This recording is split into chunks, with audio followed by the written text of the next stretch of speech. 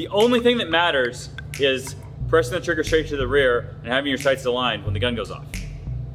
Nothing before and nothing after really matters for that single shot, right? It matters after if we're trying to shoot multiple shots quickly, obviously, but for this individual shot, nothing before and nothing after matters, and you can't diagnose what you're doing if you're not seeing it. Like, do you guys see all this stuff on the ground? What is that? Brass. Where'd it come from? Us. It came from you. Where specifically did it come from? The ejection port of the pistol, right? This came from there. Every time you pull the trigger, this thing flies up out of there and goes on the ground, right? Have you ever seen that happen before? Most of us, unless someone has told you to look for it, have never seen it before.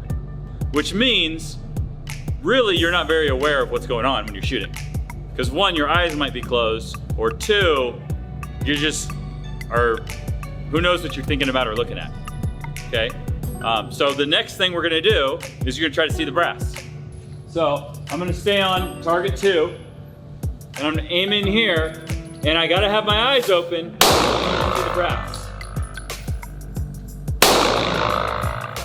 There's brass, and there's smoke, and there's all kinds of stuff. It's moving pretty fast. You might not pick it up until it's in this area, because it's moving pretty fast. But as it's starting to tumble, like I see mine is kind of going over here, and you'll be able to tell, like, is your brass ejecting in a consistent pattern? I mean, less so with a red dot, but with iron sights, where's our focus supposed to be if we're shooting for precision? On our front sight, right? And our front, like the brass coming out of there is a whole lot closer than the target.